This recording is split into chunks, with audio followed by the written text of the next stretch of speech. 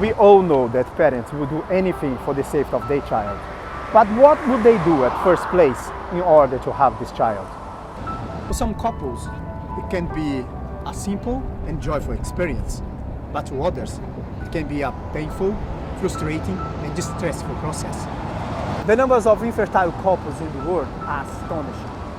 In the UK, there are approximately 3.5 million people, which represents about 1 in 6 couples that may have difficulty conceiving.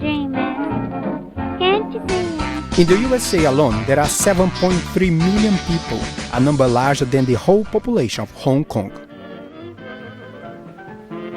In Brazil, the number jumps to 14 million.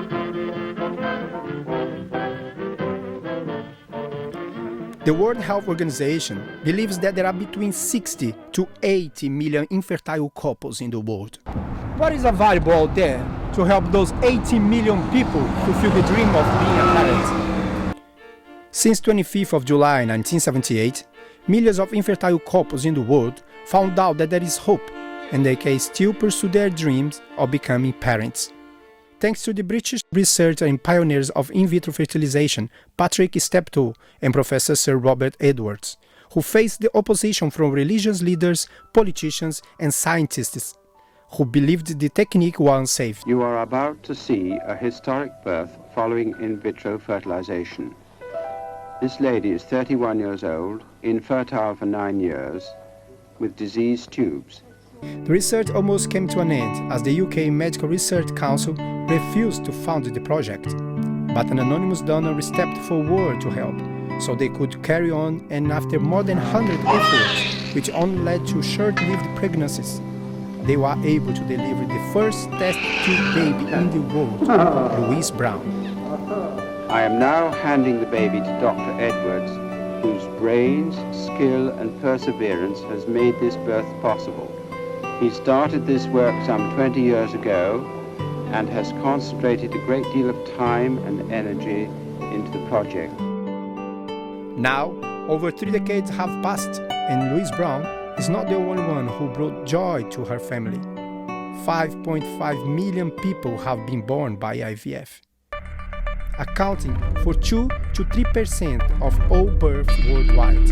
Along those 35 years of IVF, many things have changed and adapted to fit the change in the world.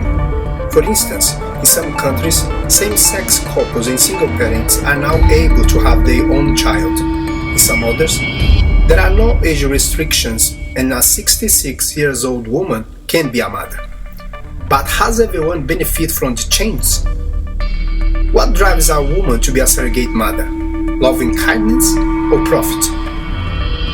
It's a market that's booming all over the world. I'm setting out to talk to specialists, doctors, lawyers, and the public, who will be answering me if surrogacy has become an industry.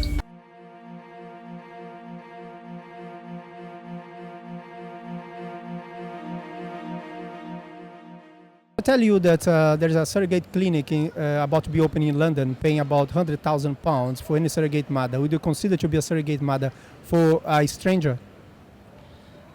It's not the kind of thing I'd really be doing for money. I think maybe if I was in a different position and I needed the money, it would be different. But for me, it's not something I'd go out seeking to do for any financial reward. I'd want it to be of some value to myself or the person that I knew. So for a stranger, at this stage, no, I wouldn't. No. Why not? Because I don't believe in creating markets for women's bodies. No, I don't think so. Not just for anyone, because I think it's a really personal thing.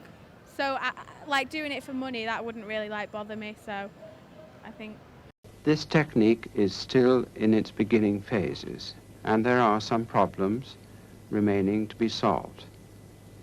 But it is hoped that centers will be set up where people have been properly trained, and this technique will become available to many women all over the world. It is, of course, something which requires to be very carefully controlled and given to people in a very strictly medical, ethical manner.